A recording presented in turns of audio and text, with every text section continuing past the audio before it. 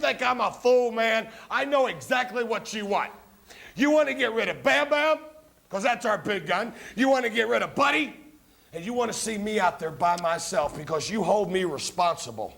You hold me responsible for what happened to your punk kids, your teenage punks. Are you gonna talk the whole 4 minutes? Hello, everybody. Welcome back to our little corner of the internet, and welcome back to the Taking Liberties Pro Wrestling Podcast. I swear it feels better to say that every single time. But welcome back, everybody. Right. We just want to thank you all again. We'll never not thank you, but just thank you all for just the incredible amount of support and growth and everything in between that the channel has received. I mean, really, ever since Andrew came on, but with the whole, I don't know, I've been doing this show for like 5 months. There. I've been doing this show for like 5 months or whatever. So it's just to see the growth that this show has had in such a short amount of time. It's absolutely incredible. And we want to thank you all for that because it is the best shit ever and it means the world. Yeah, absolutely. I even though I came onto this whole little shindig a little late, seeing the way then everything's progressed since then, just between the show itself and the support we've been receiving has been absolutely fucking mind-boggling and head-spinning, to say the absolute least. Yeah, just astronomical. And if you guys want to find and chat with us about the pod, you can find us on Twitter at TLProWrestPod, and you can find the podcast itself on Google Podcasts, Apple Podcasts, Spotify, Breaker, Overcast, Pocket Casts, Radio Public, fucking Owl. So many stupid places. Not stupid, but a stupid amount of places. So many places. So many fucking places. And you could also leave us a review and rating on Apple Podcasts, preferably 5 stars. But, you know, feel free to do you. And yeah, better see nothing but 5 stars, you jabronis. I mean, you know, I'd prefer it. I'd love it. But, hey, I think we're still sitting at the 5. I can check right now. Yes, we're still sitting at 5 5-star ratings. Or, ratings. So, you know, I'll take that. 5 ain't bad. That's a good number. That's a nice. Hey, 5's a nice number. You know, got a $5 bill. That's like a. I know 3 ain't enough. That's like a drink. Indeed. Speaking of the growth, like our the podcasting platforms have just surpassed the YouTube channel at this point, which I didn't think that was going to happen. If I'm being completely honest with you, or at least maybe not this soon. Well, yeah, with YouTube having by far, well, I wouldn't say by far, but I would say the most visibility of all the platforms that we're on. Yeah. I was certainly suspecting that YouTube would kind of stay right ahead of the pack with everything else. But, dude, it's been absolutely fucking wild watching these charts, dude. It's incredible. Yeah, it's like the podcast platforms have absolutely taken over. I did the calculations. So we've got 256 views on YouTube, or listens on YouTube, and 287 total listens across all our podcast platforms. So we're currently sitting at 543 total listens to this podcast. And that is just fucking insane to me, especially because this is only episode 14. So it blows my mind. It absolutely blows my mind. But absolutely. I guess without just all the talking and lollygagging, we can go ahead and hop right on into what we're going to do for the week. Yep. So let's talk about some Impact Wrestling, my friend. Yes, sir. We are going to talk about TNA Impact, March 18th, 2005. And this is the show coming off the heels of the fucking Destination X pay-per-view. That was 3 hours long. And, you know, this show was TV wrestling. It was also a show. Yeah, it was There were a couple of bright spots, but you know, TV wrestling is TV wrestling. Yeah. So the show begins with a little video from just after Destination X went off the air of Jeff Jarrett in his locker room with all the people involved with his victory at Destination X, where Monty Brown makes sure to remind Jarrett that he is going to collect on what he is owed they will elaborate that further on tonight. Barely. A little bit, just a little bit. Yep. And then the first match on the card was Jarrell Clark versus Christopher Daniels. I don't really have too many notes for this match. Christopher Daniels coming out with that old fucking NWA TNA X Division title, dude. Oh man, my guy right there. The big X. You know, yeah, that big old X. As much as I love that belt, and I really do, I'm partial to the one that came after it. I guess it's just because that's like how I remember the X Division belt. Well, didn't that one stick for quite a lot longer? A long time, yeah. I think they only got rid of it maybe 2013, 2014 and replaced it with the ugly looking Intercontinental type. Wasn't that around the time that Global Force got involved with them? Yeah, I think so. See, that's who you blame. So before the bell, Daniels takes some cheap shots at Clark, and just garners tons of heat on him. But so Jarrell begins to mount a comeback, goes for the top rope move. I don't know what he was going for. He got cut off by Daniels. He pretty much rips him right off the top, hits an Angel's Wings. This match didn't really go all that long. It was more about the promo he was cutting after. So after the match, Daniels talks about his assault on AJ Styles that took him about 3 months to finally claim the X Division Championship for the very first time. Daniels then goes to list all the accolades of all 3 men that he defeated in that match, the Ultimate X match at Destination X. And he claims himself to be Mr. TNA. Now this, I'm not going to argue, but someone who did was primetime Elix Skipper, who came out to interrupt Daniels and tell him that he knows Daniels very well and to watch his ass. Yep. He laughed at him, calling himself Mr. TNA.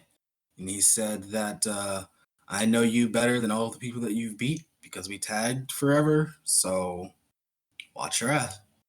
Yeah, that's pretty much it. I felt like that Daniels promo dragged, but it wasn't a bad promo. No, I think this segment did what it needed to do, Yeah. The match was pretty alright. I mean, they only went like 2 minutes. Yeah, the match was whatever. But I mean, I can't hate on 2-minute matches. No. Yeah. I can't hate a 2-minute match. Honestly, yeah. Just get in, get out. Yeah, work your spots and go home, brother. Yep. All right. So the next match on the card was Mikey Batts and Kid Cash. So Cash, he immediately starts grounding this dude.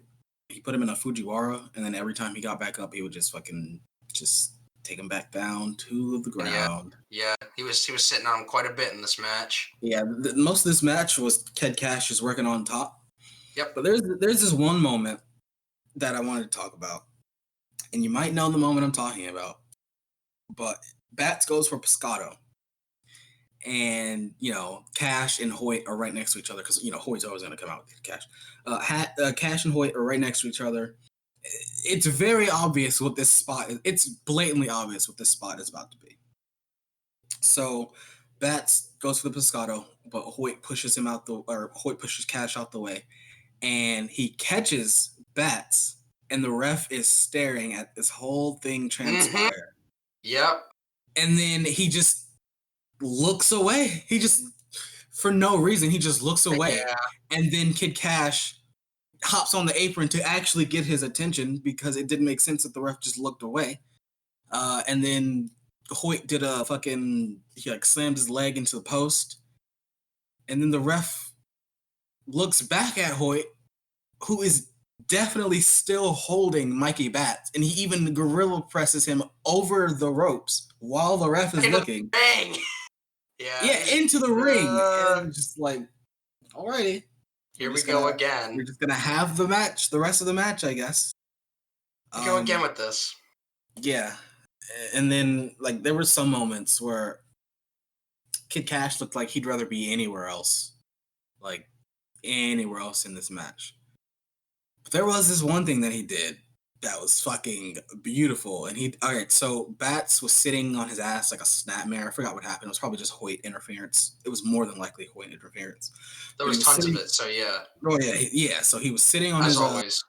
he was sitting on his ass, and Kid Cash did like a springboard flipping drop kick, and that looked so sick. But You know Cash what? just, I'm gonna do my die move. right, like there really is no way to protect yourself taking this move. You just have to hope that the guy doesn't It's nice to fucking, you. yeah, you just gotta hope he doesn't break your back. Like, but Cash hits the moneymaker, which is a Tiger Driver 98, and he gets the win. It was a fairly decent match, I guess. Besides the referee looking dumb as all shit, yeah, it was a pretty okay match. I liked the flipping senton dropkick thing and the Tiger Driver 98 because I love that move. There was a really fucking stiff springboard lariat in this match too from Cash. That You're thing right. fucking crushed Mikey Bats. I thought I he think about it was died. it might have been DW Don West that was like oh yeah that lariat was a combination of power and speed. I'm like, fuck, you don't say? He almost Yeah, made there it, was definitely yeah. speed and power on this. All right, you know something? I got something to say. I know this is gonna derail the show, and I know this is gonna fucking not mesh at all with what's been said. But god damn it, this fucking thing on Discord that we're using is pissing me off. Well, how long did we just sit outside of the podcast trying to troubleshoot this? About an Let's see. hour. Yeah, about an hour. About an hour. We've wasted an hour of our time trying to get this damn bot to work so we could record this show for all you wonderful people. And you know what, Craig? At CraigBot, fuck you. Craig can eat my whole dick. I can't stand this bastard. All right, anyway, so springboard clothesline. He fucking killed him with that shit. I mean, he said, hey, you know what, dude? Nice head. How about I take it off? Yeah, I think DW said something about like speed and power, and this fucking dude Mikey Bats did a fucking shooting star bump, but like shoot. I don't think he wanted to do that bump. No, he made him do that bump. He said, you made are him do that going to bump for me. So yeah, that was the match. It was fine. Conan is backstage when BG James and the boy Ron Killings approach him. Conan is very upset about BG James and the Outlaw Billy Gunn talking. He's still very upset that James isn't really giving him a straight answer on what the hell they've been talking about, and he finds it very sus. I think he saw Billy Gunn vent, and yeah, he says that. Well, it's weird because Outlaw or BG says that K-Dog Conan is allowing the Outlaw to drive a wedge between them, and Conan is like, "No, you're the one allowing that." And well, in hindsight, I think Conan was right, but whatever. see the way it's presented right now, it feels like Conan's the one doing it because he's the one getting all upset. Now, I don't have the hindsight because I don't know jack shit about 2005 TNA besides what I watch. This is a learning experience for me. You know, this is like fresh eyes. This is a new product for me, right? And so, you know, that's why I was so fucking amazed by Conan at Destination X because I'd literally never seen the dude wrestle once in my whole life. But great wrestling. Yeah, but Conan, in my opinion, was the one who started kind of getting all hostile about it. But well, I mean, if you say that he's right, then hey, he's right. If you remember, it was really weird that the Outlaw decided to approach the approach Through Live crew and was like, "Hey, I want to talk to you," but he was like, "I only want to talk to BG." Like that's pretty weird. To be fair, the Outlaw don't know the other two. Right? He don't know them. Billy Gunn was in the Fed when K Quick was in the Fed. I guess that's true. Well, yeah, sometimes I forget that K Quick was a thing. How can you forget K Quick? Because I don't think I was even alive. Actually, yeah, I don't think you were born. Never mind. When was that? That was 2000, right? 2000, 2001, I think. Oh, I know it was 2000. So he was there. He but was I there think it might have around the been time. also He was 2001. there around the time I was born. But regardless, back on track. Conan is upset with BG. He says that he's over BG accidentally crushing his skull with that guitar. Yep. But Conan says that he is going to handle his own. That is what happens. And I'm sure he's gonna, because if I know Conan the way I know Conan, he is gonna do a thing. I just can't wait. Well, I I'm mean, sure hey, everyone listening. if we're gonna get a Conan and Billy Gunn match, then I'm all fucking for it. But I just want LAX, man.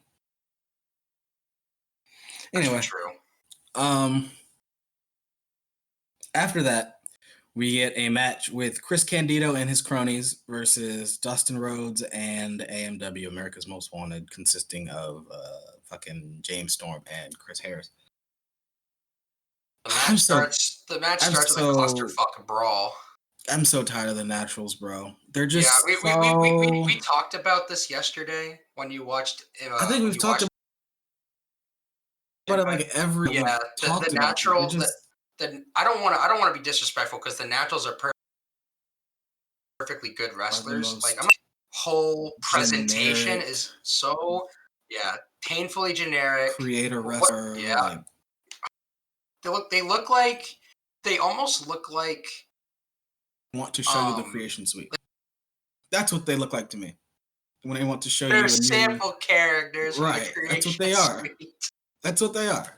They're just the most generic, long hair, one blonde, one brunette, a pink bandana, and some black tights. Like, you know what's funny is that we're calling them generic, and they're next to Chris Candido, and that guy Chris rules. Candido is the fucking man, dude. Like, yeah, he rules. He was put with them because they were so generic. They were dragging themselves down, and they were like, well, we don't want to drag these. Because, okay, I know you don't know, but these guys, they're going to be fucking relevant for, like, the next year, unfortunately. TNA tried really hard with it. Well, okay, they tried hard, but they didn't really go all out, if that makes sense. Like, well, I mean, AMW was there, so why would you bother? Yeah, of course. You got fucking Team Canada and AMW. That's all you need. I'm just so fucking tired of the Naturals, bro. I'm so over them. Yeah, well, there's another person on the show that I'm very tired of, but we'll talk about that when we get to him. Yeah, we'll talk about that later. But match was a clusterfuck at the start. It was a clusterfuck. It finally breaks down to Candido and Dustin, and they're just doing things. The Dustin he hot tags Chris Harris, which actually leads directly to a James Storm hot tag, which I thought was kind of weird. They both take everybody out and they do like a battering ram thing. They do the battering ram spot and they give Candido to Dustin, who hits a fucking sick, nasty powerbomb. Looked like he flattened this dude. Yeah, I thought that was a really cool spot they did. There's really nothing to say about this match. The babyfaces win after the death sentence onto the Naturals. The only thing worth noting in this match is that really sick powerbomb. Yeah, that's really it. And you know what? We're stealing that. One of us is going to do that move where, they like pick up a homie, like they're going to bring him through the threshold and just toss him to the other. You go. This is also the Naturals' first loss in about 5 weeks, or however long it's been since they've been paired with Chris Candido.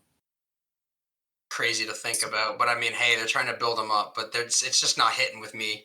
It didn't hit with anybody, bro. So next we get a Jeff Jarrett promo, and he comes out accompanied by the Outlaw, who he dwarfs this dude. Yeah, it's like, why is it this guy the fucking champion? Right, Billy Gunn is so fucking tall and jacked. Like, he makes Jeff Jarrett look like a vanilla midget. I think Billy Gunn is the tallest person on the roster that isn't Kevin Nash. Triton might be taller. Triton might be the only one. Yeah. Triton's not going to last much long. So it's fine. When Jarrett and Gunn got in the ring, did you notice that Jarrett stumbled back into Gunn and dropped the championship? Okay, so I was like, what? Is he drunk? No.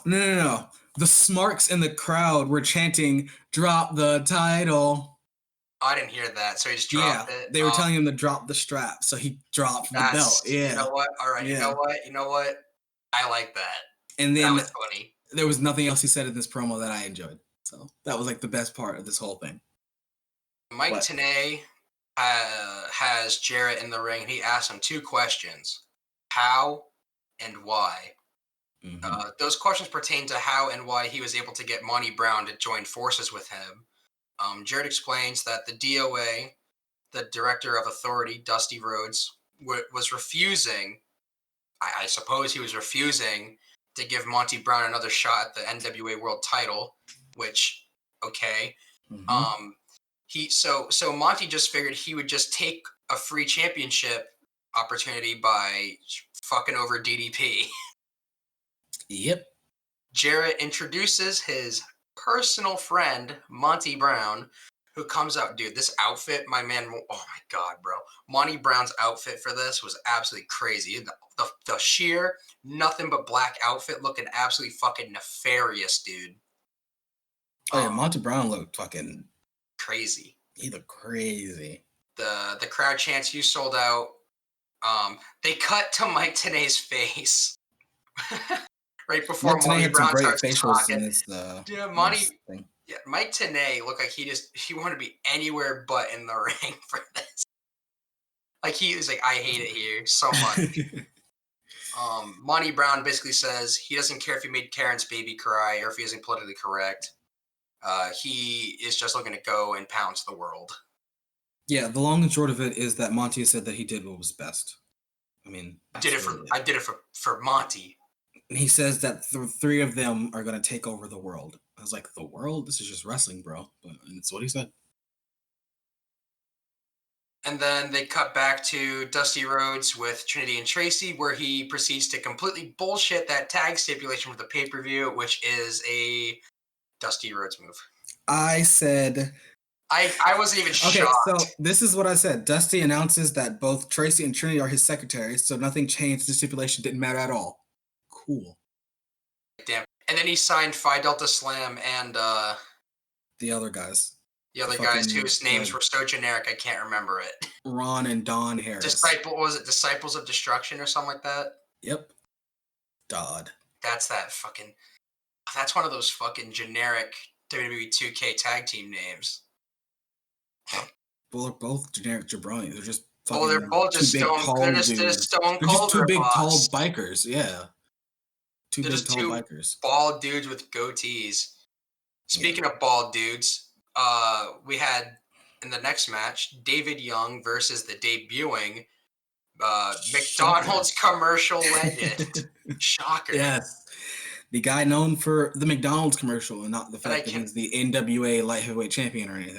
No. That or the Which fact wasn't even that mentioned in this match. The fact that I went online searching for this McDonald's commercial and could not find it for the life of me, which leads me to believe that this commercial is fake and a fraud and not real. I think the NWA is fucking lying, and they're just trying to. And they're like, you know what Americans like? You know what Americans like? Like McDonald's. You know what would make this Mexican star get over in America? McDonald's. That's what I think. Why not, right? But so Shocker, who is known as 1000% guapo, which essentially means that he's cool, confident, and handsome. And I will say, he was a pretty good-looking guy. Yeah, good-looking. He was a pretty good-looking dude. Tenay talks about the goddamn McDonald's commercial for almost the entire match. Yep. Shocker goes for a tope and absolutely flattens David Young. And then David Young goes for a powerbomb in the ring. Shocker versus a Hurricane Rana. Yeah. Then Shocker. This match was a luchador wrestling with a non-lucha guy. So the non-lucha guy just kind of had to try and figure out how to take the bump. Take the lucha bumps. Take the bumps, buddy. Shocker then uses this absolutely wild-looking pin called the Shockwave. Okay, so we gotta steal that. We're yoinking this, right? Yeah. Okay, so we're both stealing that. Yeah. Okay, so this pin is fucking sick. Shocker, he gets the guy in a hammerlock, and then hammerlock is an arm behind the back.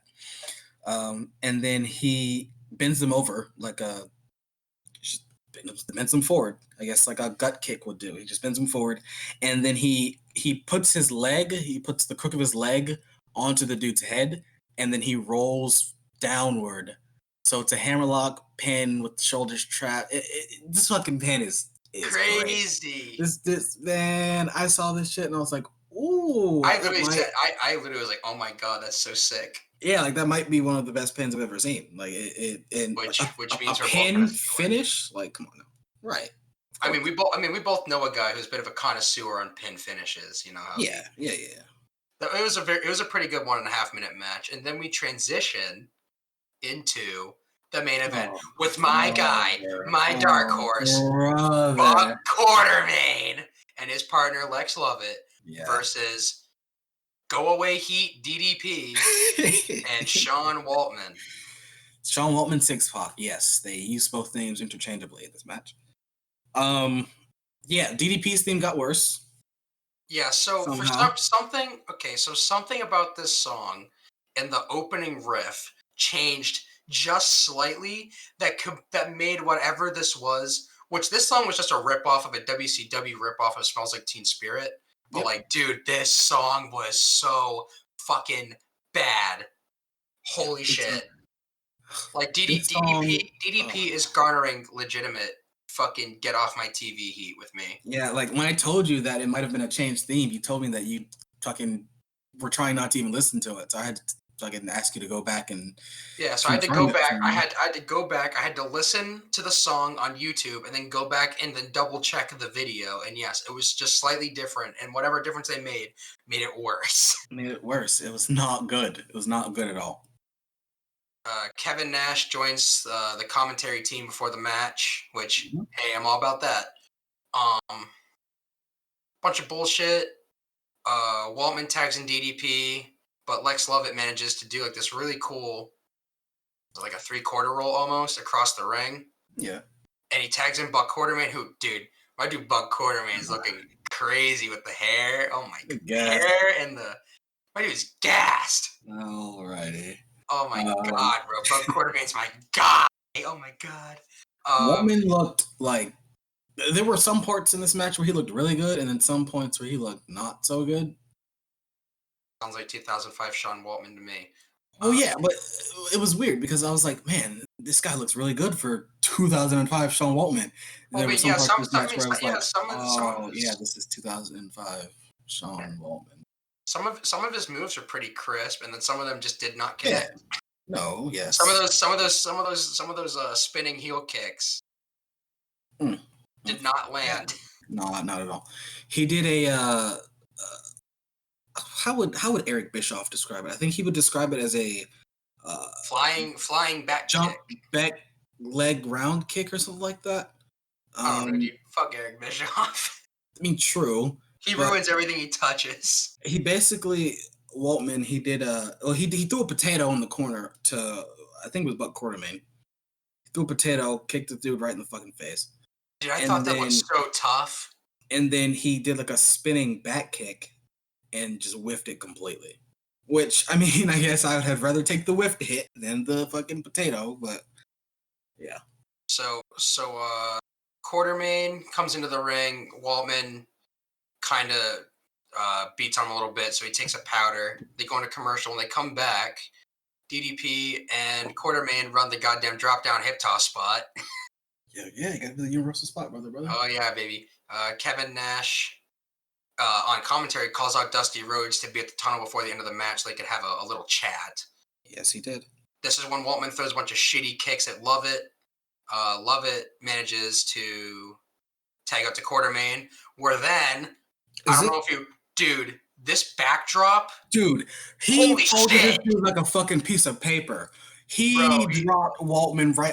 I noted on that his head, because on his head. He did a backdrop driver on his head, and Waltman immediately grabbed his head and said, "Fuck!" And I was like, you could tell he did not like that. Yeah, I bet. Oh man, when they say accordion, this was it. This is what like an accordion means. Folded up like some clothes. This dude like legs overhead, crushed, spine snapped. Oh man.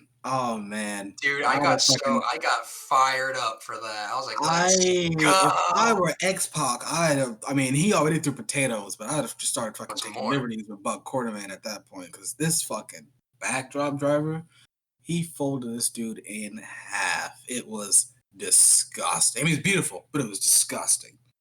Disgusting in a beautiful way. Of course. So then there was some more dumb ref fuckery here. Yeah. There was a tag that the ref totally saw and pretended not to see.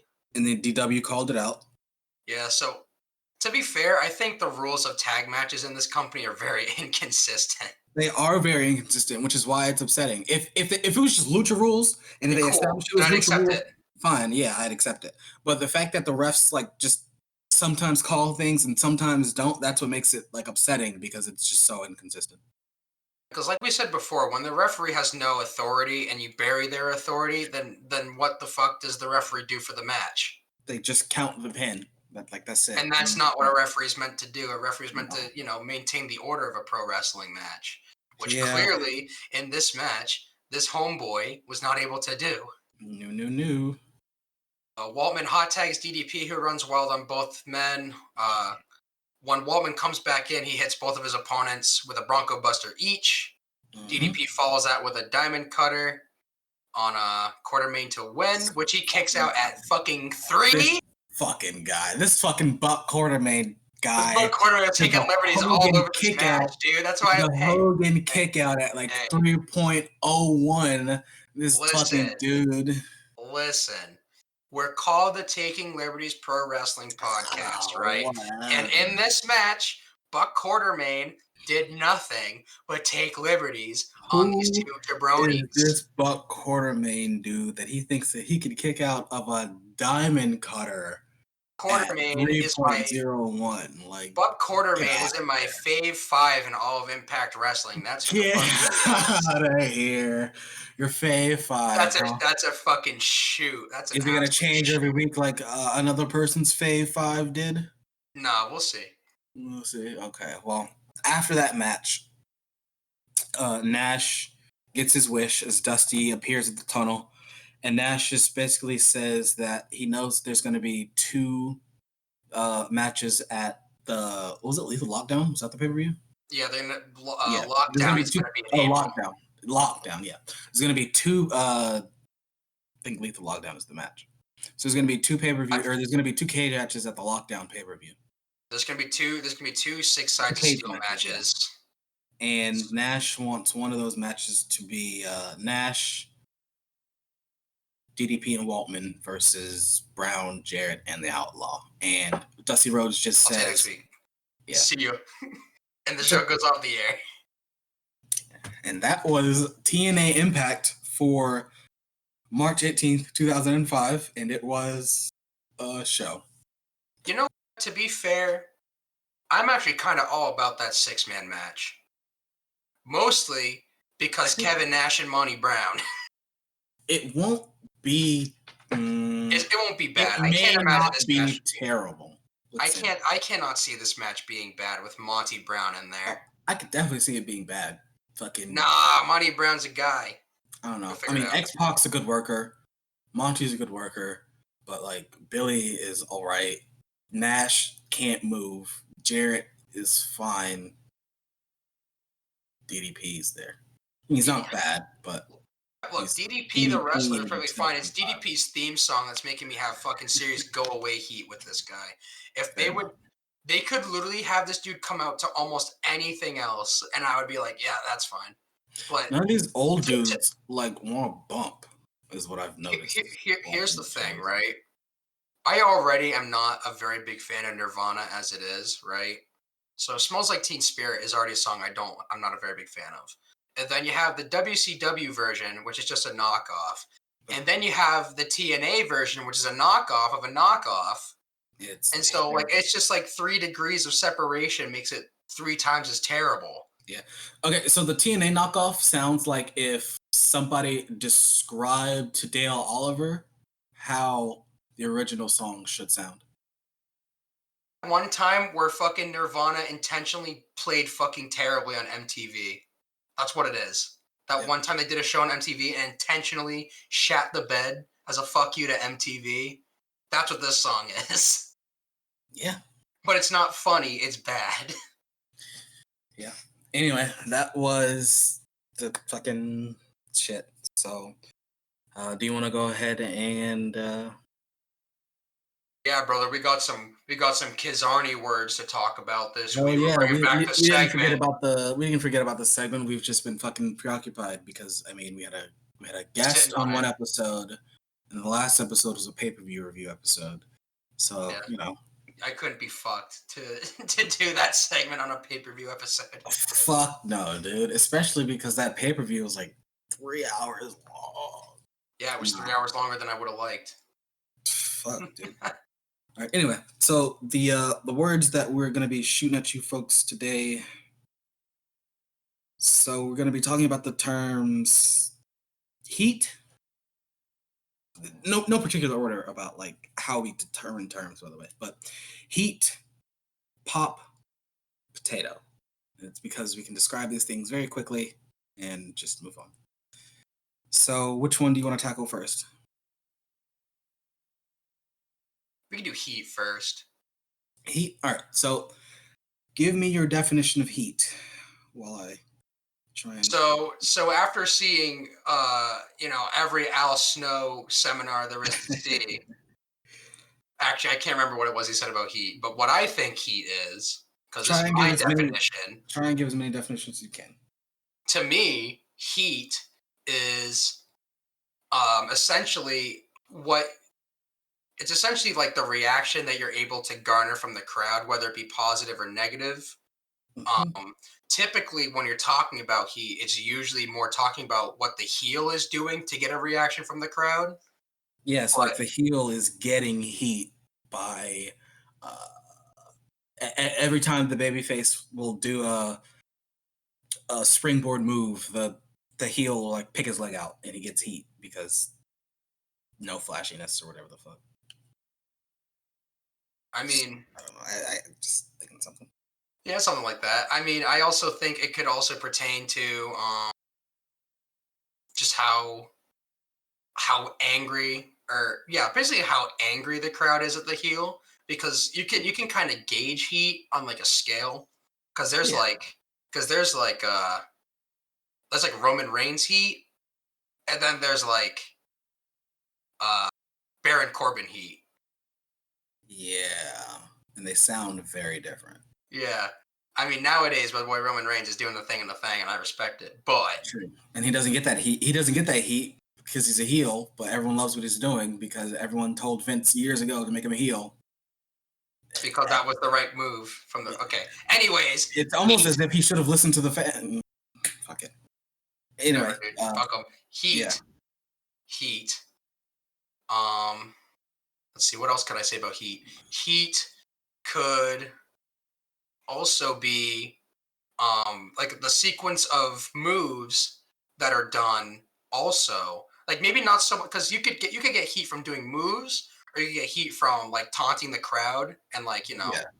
like a classic example would be like, I remember like Rated RKO when Randy Orton would come on like do a snot rocket at the fans. That was my shit. Oh yeah. That's heat, because I mean, first off, that's fucking gross. Very. Just absolutely disrespectful. Which anyone who knows much about Randy Orton back in those days knows that he was a very gross individual. Yeah. What do you have to say about heat? Okay, so when I think of heat, like you said, I think of heat being the reaction that a wrestler gets, be it positive or negative. I think that, like you said, usually when you say heat, it's in a negative context. So it'd be like the heel garnering heat. So, like, well, this wouldn't apply for TNA, but say that say that the ref is distracted and the baby face is, does a low blow or whatever, or the heel does a low blow to the baby face. What the who? Now the heel has garnered heat because he's cheated. He's taken a tactically low approach to this match. So that's heat, and the crowd gets riled up about it. That's heat. Heat can also be like personal tension between wrestlers backstage or whatever. Like, Oh yeah, I completely forgot about like the for shoot meaning of heat. yeah. So yeah, so I said giving as many definitions as I can. Yeah, I completely But, forgot about all that. But yeah, so it could be say out of kayfabe, but in real life, as they say, that Randy Orton shits Randy in your Orton bags shits in somebody's backstage, bag. Yeah, that Randy Orton shits in somebody's bag. Well, and then grabs his dick and makes you shake his hand. if it was anyone that wasn't Randy Orton, they'd probably get a whole bunch of heat. They'd probably have the rest of the locker room pissed at them. I mean, I hey, mean, it was he Randy had Orton. heat. It's just that he was impervious. Well, yeah, I mean, he had the heat, but he also had Vince's ear, so it doesn't really count. But or it'd be like anything that Shawn Michaels did in the '90s. Just Yeah, heat. literally just Shawn Michaels in 1997 was a heat magnet. Shawn Michaels had so much heat that the Undertaker had to fucking get his own crew of people that were all just hated Shawn Michaels. So, the shout out BSK. Shout out. Yeah, so that is heat, and I guess I will go ahead and go to the fucking online Wrestler's definition. Dictionary definition. And yeah, it says negative reactions such as booing from fans. When the heat is directed at a heel, this is seen as a good thing as it means fans are reacting in the desired way. That's one definition. And the second one is real life tension or bad feeling between two wrestlers or a wrestler and the promotion. So yeah, pretty much what it is. Fair enough. I mean, I guess I just didn't put in the definition about like the heat spot in a match where the heel works over the face. But I mean, you know how it is. You can't get everything right. True. All right, so pop and potato. Which one do you want to? You can do pop next. This is basically the antithesis of heat. Yeah. So a pop essentially is just getting a very large reaction. Normally it's a large reaction from the crowd for either an entrance or a move or the match ends and the fans are happy with the result. Or even if they're mad, you can still get a pop. Yeah. It just depends. It's generally just if maybe the crowd is kind of like maybe like the level's like a 4 and they shoot straight to like an 11. That's basically a pop. That's a pop. Yeah. So yeah, pretty much like you said. The only thing that I would add is that a pop could be for both a heel and a babyface.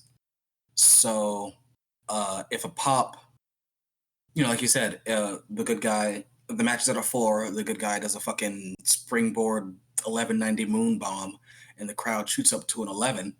It's a pop.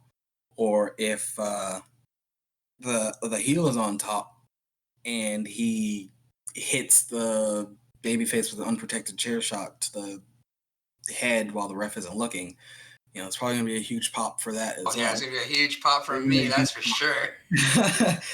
Usually, or at least back in the day, that would be a negative reaction from if a heel was doing it. Wrestling fans nowadays it doesn't even fucking matter anymore. So yeah, a pop in general is just any reaction from the crowd, whether it be good or bad. That just depends on their heel or baby face. Now, what you don't want is a heel getting a babyface pop. That means that the heel is not effectively doing his job. We're in a bizarro world. Yeah, I guess the best way to look at, or at least like I would think that one of the best ways to look at a pop or heat is essentially a sustained pop, right? Because you're getting a constant reaction. Yeah, heat is if the pop keeps going. Yeah, you're getting a constant reaction. So heat is it's a prolonged constant reaction. A pop, just a short burst of like crowd. Yay or boo. Yeah, yay or boo, whatever one it is. All right, and according to the internet, it says a cheer or positive reaction from the crowd. Again, I would argue a negative one as well, but pretty much what we said. They're keeping it ultra simple. Hey, man, our listeners our listeners are very intelligent people. Okay, so I'm gonna tell you. I mean, they have to be intelligent. They're listening to us, right? So obviously. So we can dive a little bit deeper than the boys over at the Wrestling Dictionary can. True. And potato.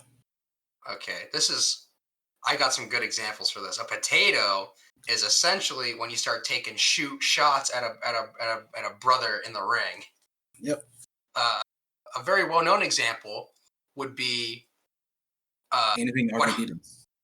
anything RVD did, yes, or that time where Hardcore Holly and Brock Lesnar were wrestling on an episode of SmackDown, and Hardcore Holly was throwing some shots that were a little bit too stiff, also known as a potato. It's a potato, yeah. And Brock Lesnar broke his fucking neck. Yeah. I mean, I don't really have anything else to say.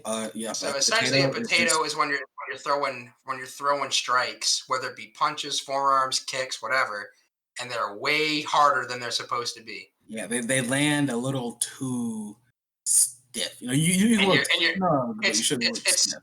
when you're working too snug and you're doing it on purpose. Yeah, that's what a potato is. So like, It's also like that time when Braun Strowman kneed Brock Lesnar. Wow, it's almost like Brock Lesnar always does this. When he kneed Brock Lesnar in the face a little bit Okay. too hard, so he punched him square in the jaw. to be fair, Brock Lesnar told him to chill out. Brock told him to chill out. And then he kept kneeing him, and then he fucking he just Didn't kneed him in blame the him. he kneed him in the head one good time. I didn't And- blame Brock Lesnar. I just said that Brock Lesnar seems to be the common denominator of potatoes in this company. But Lesnar fucking stood up, fucking got in position and just hit him with an uppercut, and that shit was And you could tell that buzzed him pretty good. nasty. Oh yeah. You got a better definition for potato, you jabroni candy ass? According to the internet, it is a strike to the head, which makes real contact. A wrestler who endures one or more potatoes is likely to potato the perpetrator back, which is known as a receipt. Which, yes. Damn word! No! I Yeah. can't believe it. Yeah, We've given away 2 words. I know. and one. It sucks. Well, now you Damn, guys know what bro. a receipt is. It's pretty much wrestling karma. Yeah, it's wrestling karma. You do one thing, you get it back. Yep. So if say somebody is forearming you in the back a little too hard and you're like, watch it, and they do it again and you're like, watch it, and they do it a third time, well, when you whip them into the corner, you're gonna actually throw that line in, fucking decapitate Right them. here's a good example of a receipt. So there was this one time on SmackDown when Hardcore Holly was wrestling Brock Lesnar, and he was throwing potatoes at him, and then he broke his fucking neck. Yeah, that is a receipt.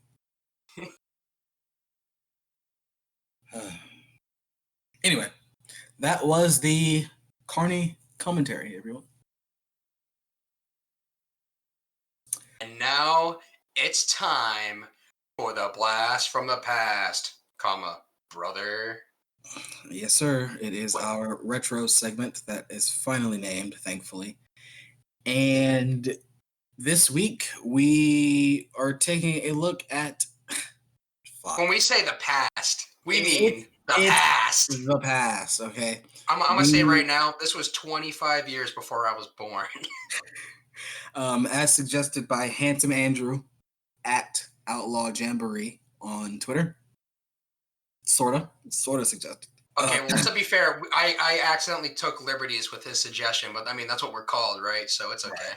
I mean, yeah. So So Handsome Andrew suggested that we watch the April 13th, 1985 episode of World Class Championship Wrestling. That's right, WCCW. Now, Yes. me, in my illiterate dumbassness, accidentally watched or chose April 12th, 1986. But I will say, after looking at what was on both cards, this was definitely the better show. Yes. But I will thank you, Handsome Andrew. Good name, by the way. That's real handsome, And I will thank him for planting the idea to watch World Class in our heads, because I will say we did have a bit of a ball watching this. Yeah, it was. It was pleasant. not It a was bad- very pleasant. Yeah, I enjoyed this much more than I thought I would. And like every time I go to shows, I always try to look at it objectively because I know that with this wrestling has transformed so incredibly much since 1986. So I mean, back in 1986, something like an atomic drop was the finish. So Something like the opening match with a certain move that is not a finish is a finish. Yes. yes, So yeah, we begin this episode of World Class Championship Wrestling with Bill Mercer running down the card for the show. Mhm. On tap, we have One Man Gang versus Mark Youngblood, Rick Rude versus Brickhouse Brown, and the main event, Bruiser Brody and Kerry Von Erich versus Michael Hayes and Terry Gordy of the Fabulous Freebirds. Yes, and apparently the Freebirds don't know what the rebel flag means, but According to Michael Hayes, mhm. sure. So opening match, One Man Gang versus Mark Youngblood. So there's no like real entrances here in World Class. They just kind of bring you right to when they're in the ring. They build One Man Gang's weight 487 pounds. When My looking ass. at this dude, he is not a fucking pound over 320. Yeah, this was super weird. I don't know why everyone on They the show called was the dude billed. 500 pounds. Every single person on the show was billed incorrectly. Like I know wrestling does worked weight, but No, but this was holy like shit, way come over. on now. Yeah, this is Way way over. Like we'll talk about it in the main event. It's even worse in the main event. Well, if even in the if main you guys event, it's can even believe that. worse. If you guys could believe that, yeah, it was even worse. Yeah. So I was confused by the opening of this match simply because they first billed One Man Gang as almost 500 pounds. mhm. So when he and Mark Youngblood, who's probably he's a pretty average size, probably about 215, 220-ish, right? But Yeah. they lock up and he's able to push One Man Gang back into the corner. And now I'm not saying that this Youngblood kid ain't strong, but this guy's 500 pounds leaning forward. Yeah.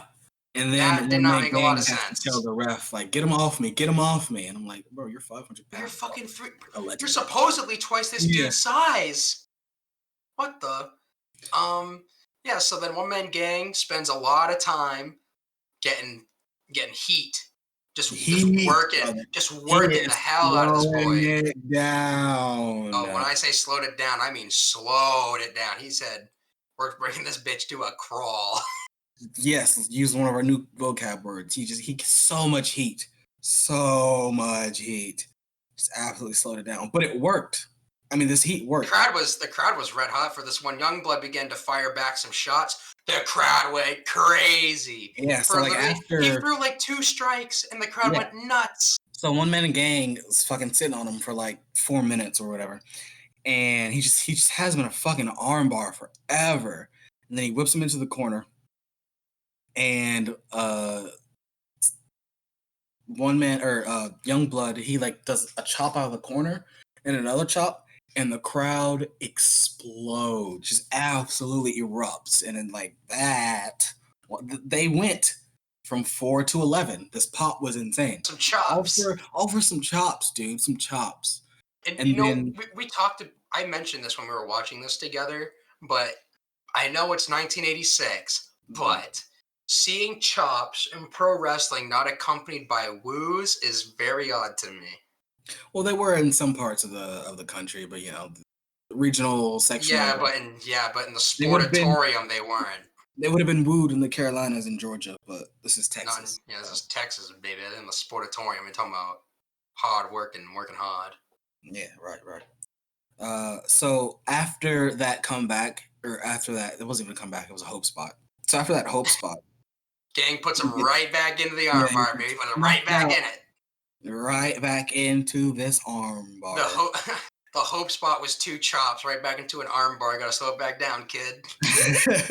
Right. Slow it down. Don't want to give him too much. Yeah, slow down, kid. You only get like 4 shots this whole match. So after more sitting on, Youngblood, he finally mounts a comeback again. Like, it's an actual comeback this time, sort of. This time was an actual comeback, Yeah, which so got the crowd fired up they again. were fucking buzzing, dude. So one man gang, he hits turnbuckle. Youngblood, he hits the ropes, and he does a few shots, hits him, gets him in the corner, and then he didn't shoot him off the ropes, did he? He didn't shoot one man gang off the ropes. One man gang shot Youngblood off the ropes. If you're talking about the finish. No, not yet the finish. There's this one moment where fucking Youngblood got a drop kick in. The crowd erupted, and it was one man gang's only bump for the entire match. One man gang took what? Okay, here's the thing. On this show, literally Took a few not a single fucking person on the show took a bump normal except for Rick Rude and Brickhouse Brown.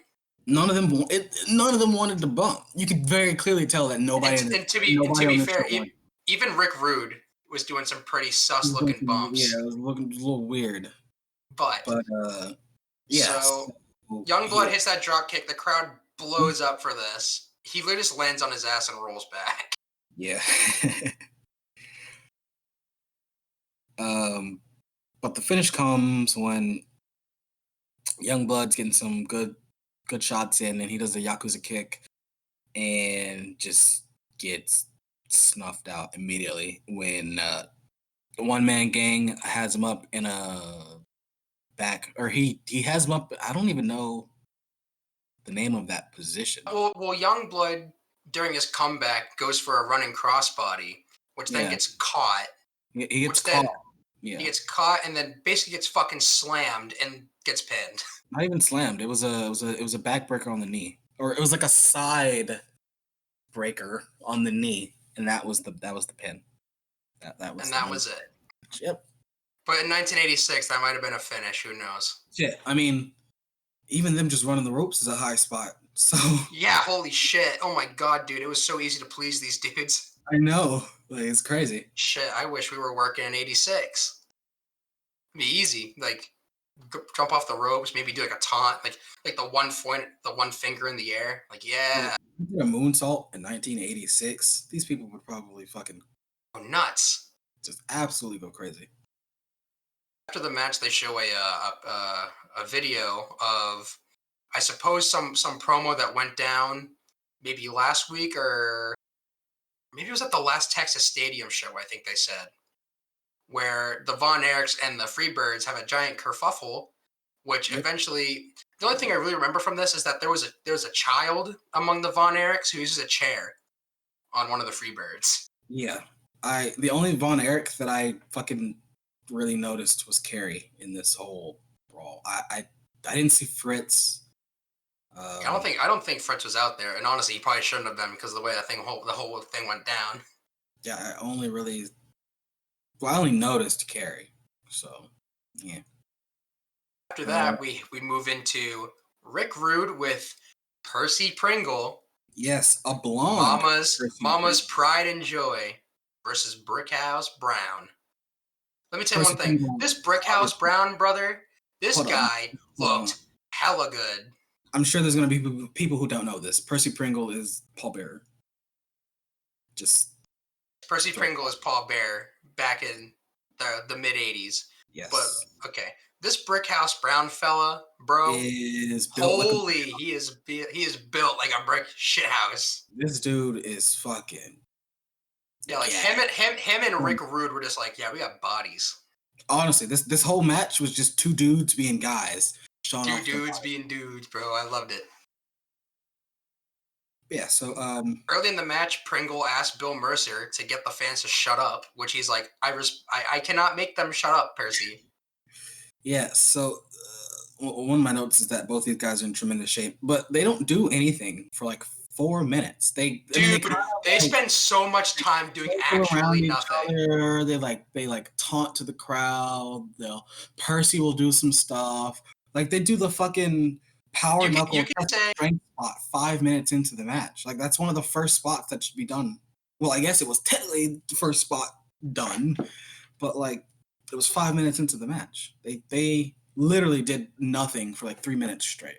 It was really weird. Like, one could say that working holds is doing nothing, but like when we say they were doing nothing, they were literally staring at each Yeah, other staring, for most of this match. And talking you at know each what? other, talking at the crowd, And the crowd fucking ate it up. and they ate this shit all the way. They were eating out of the palm of these men's hands with this. So when they do finally begin to make some contact, there was a slight botch on a rope rebound spot they were trying to do, but the referee, doing the referee's job, does the thing to save the spot by kind of like separating the two from each other, almost like a rope break type deal. Yeah. Because they couldn't decide who was going to shoot the other off, and so there's like a miscommunication here. But the ref saved the spot. The two lock back up. Rude shoots Brown off the ropes, and they start doing the crisscross rope running spot that you do in like wrestling training to like work on your timing and your endurance. Looked great. Which the crowd went crazy for this. Yeah, the crowd went crazy for these dudes running the ropes. Yeah, they do this 2 or 3 times across until Brown stops in his tracks and goes to throw a fat fist right in Rude's face. But Rude grabs the rope he's on and just kind of like stops himself. The crowd went crazy for that too. They literally pop for everything. That's crazy. This is when they go for the test of strength after they stare at each other for literally, this is not even a joke, they literally just stare at each other for a whole minute of this 10-minute time limit contest. So Rude, after, or like during the test of strength, I guess, Rude gets the better hand, and Brown does this like back roll and reverses the wrist lock. And reverses it into a wrist lock, excuse me. And it's like just the sickest, fucking smoothest thing that I've ever seen. It was absolutely Rick Rude was not too impressed. No, he which is really great because Rick Rude was clearly pissed that Brickhouse was able to do this to him. Because Rick Rude is the world champion at this point. He's the world's heavyweight champion. Or Texas world's heavyweight champion. But yeah, he's the world's heavyweight champion. So he's like, who is this fucking jabroni wrestling me, fucking being putting me in holds? Yeah, like, who is this fucking guy? Yeah, so then after that, Percy Pringle starts to try to get Brickhouse Brown's attention, which this spot made absolutely no fucking sense.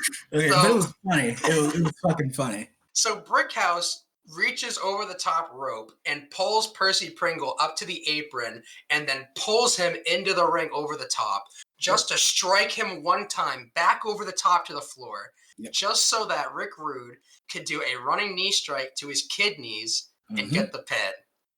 This, I don't know what it was Percy Pringle really did, but he caused the distraction. I mean, I don't know. I'm just saying, I don't know what it was that made Brickhouse Brown think that was a great idea. I mean, whatever. I don't either, but you know, it was fine. I mean, the guys did nothing, but when they did do stuff, the crowd popped. So like, even if it wasn't for me, who am I to say like this was a bad match? Right. I couldn't help but laugh when they did that spot though. Like he went through the trouble of dragging this guy in by his fucking hair just to punch him one time to send him back over the top to the floor. Yep. And Rude hit the ropes, and like you said, he kneed him right in the kidneys, and that was the match. And then they go to a pre-tape interview with Bill Mercer, where he's talking with Fritz von Erich and Michael Hayes, who was on satellite from his home in Georgia. Michael was looking. Von Erich's voice is deep as fuck. Dude, Fritz got the deep voice. He's got the fucking, oh my god, 30-year Marlboro smoker voice. That's what he's got. 30 years in the business. Like, goddamn, dude. He's got a fucking grizzled young vet, been smoking cigarettes since birth, like just. Dude, it was like, oh my god, bro, he's got gravel in his throat like a motherfucker. Crazy, bro. He's got frogs in his throat. Michael Hayes in this promo, the facial expressions he was doing were crazy. He looked like he was about to fucking go. Michael Hayes, I think he just come out of a fucking crack bender. Yeah, it was absolutely insane. Yeah, so basically they're talking about how at the next Texas Stadium show they do, he's gonna drag Fritz into the ring and beat him to a pulp. I find it so weird that the Freebirds are feuding with the Von Erichs, but they're actually feuding with Fritz and not Kerry. Yeah, it's not like any of the sons. It's just it's the father. It's the father. Yeah, it's. I don't know why. I'm not like well versed So on Texas this. wrestling, yeah, but this is so Yeah. weird to me that it's Fritz Von Erich that they're going after and not Carrie, who is Carrie. Um, Fritz basically says that he's gonna belt the shit out of Hayes and get revenge for all the things he's done to his family, and that Michael Hayes wants to rid Texas of the Von Erichs forever and begin a new Freebird regime. Pretty much what he said. Then we move on to the main event where they immediately after the promo, there's just a brawl happening in the ring that spills out, and once order gets put together, we have Bruiser Brody and Kerry Von Erich versus Michael Hayes and Terry Gordy. Oh boy. So in this match, they build Bruiser Brody to weigh more than Kerry Von Erich. Yeah, so Kerry Von Which- Erich is 267, which bullshit. 267 my ass. He's like 230. And they bill Bruiser Brody at like 300. 300 pounds. Yes. Yeah, they build him at 301 when Bruiser I mean- Brody is smaller than Bruiser Brody is literally, no joke, the smallest man in this match. Yeah, Terry Gordy was the biggest man in his match, and I think he had I think they called his weight the least because I know that Michael Hayes, they announced him at like 250. I forgot what they announced Terry Gordy for, but 250, and Michael Hayes wasn't no 250 either. no, it was all bullshit. Kerry Von Erich was looking fucking huge, but he wasn't no 260 either. I don't know what the hell these weights were on the show. They were going crazy. They didn't give a fuck about nothing. Nothing at all. But Match yeah. is a pretty standard tag team affair. Freebirds work over Kerry Von Erich for most of the match. Brody literally just gets fucking sick of watching Kerry in a sleeper hold, so he just comes in the ring, hits the ropes twice. He hits the ropes once, rebounds the other one, hits it again, and then kicks Terry Gordy straight in the face. Yeah. So after the kick, during that commotion, he tags out to Hayes, who just comes and puts Kerry Von Erich right back into a goddamn hold. No one in this match is taking normal bumps. It's like they're just saying, I have to think the only explanation is that they're saving the real bumps for these Texas Stadium shows. That's like the only thing I can think of. I guess, maybe, hopefully. Because like literally almost everyone on the show is just like falling on their ass and rolling back. Eventually, the whole thing breaks down. The ref completely loses control. I mean, it's Bruiser Brody. I'm not surprised. Right. And the ref just completely disqualifies both teams, which, I mean, that's a good way to keep everyone strong going into whatever show they're doing. Yeah. And then, so they call it a draw. Bill Mercer says goodnight. And that's WCCW for April 12th, 1986. Yeah. I mean, it was a fine show. It was a very pleasant look, dude. 40-minute wrestling shows. Love it. See, and it's crazy because this was 42 minutes and the Impact episode was 45 minutes. And this felt like 3 times shorter. Yeah. And we were talking about this yesterday. Was it yesterday or was it before we even hopped on the It was pod? during the hour of time that we were troubleshooting Craig that yeah. we talked about this. Yeah. So yeah, we were saying that they on the fucking WCCW show, they did nothing and it meant everything. But on the Impact show, they just do everything and flood the whole show with a bunch of bullshit and it means nothing. See, that's the thing, is that the pace of this show was incredibly fast. But in a the pace of the show was fast, yet everything was slow. You know? Where Impact, everything's fast, but the pace is a crawl. It's the worst. It's the absolute worst. Dirt worst. I mean, look, the fact that WCCW gets away with 3 matches in an hour and Impact feels the need to do what? 1, 2, 3, 4, 5? Mm-hmm. Normally you do 5 matches in 2 hours. Normally. Which is probably a part of the issue, is that they're doing too many matches. Because the issue with Impact is that they're running all of these completely senseless 2-minute matches, which is fine, and I love 2-minute matches. Yeah. But they don't mean anything. Where we watched One Man Gang sit on Mark Youngblood for 8 minutes, and the crowd ate it up, and it was great. Right. And it meant something because One Man Gang is clearly here on a push, and you can tell by the way this match went. All right. And the main that like make sure they didn't bump a whole lot, but it told us that after the main that the main for next week's show is going to be Bruiser Brody and Kerry Von Erich, I think. Yeah, so just they set things up. Everything meant something. You know, it was nicely paced. It just felt enjoyable to watch, as opposed to Impact, which It has a tendency to get senseless at times. But to be fair, at this point in history, Impact is like really close to trying to be WCW. Yeah, I mean they still have the fucking same production people. They have the like when TNA first came around, they just took the production and writing people from WCW, which is why JB and Mike Tenay and a lot of the production truck guys, the camera guys, the director, all the monkeys in the back. yeah, like they all came from WCW. So that it just I'm not saying that like Impact reeks of Nitro because no, this is way better. This is way fucking better. But there are some beats on this drum that are quite similar. Very much so, yeah. Excuse me. So do you want to plug our shit and get the hell out of here? Yeah, I think that was it. So once again, everybody, you can find the podcast on Twitter at TL ProWrestPod. Pod. That is TLPROWRESPOD. You can find the podcast itself on YouTube, of course. It'll always go up on YouTube. You can find it on Google Podcasts, Apple Podcasts, Spotify, Breaker, Anchor, Overcast, Pocket Cast, Radio Public, etc., etc. Make sure to leave that 5-star rating and a review if you like. You can tell us how much you hate us, but just make sure you rate us 5 stars. And I think that's it.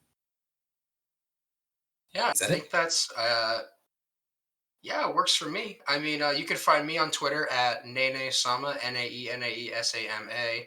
If you ever feel like I don't know, you could troll me on Twitter or something. I won't even stop you. Anything else from you, Guy?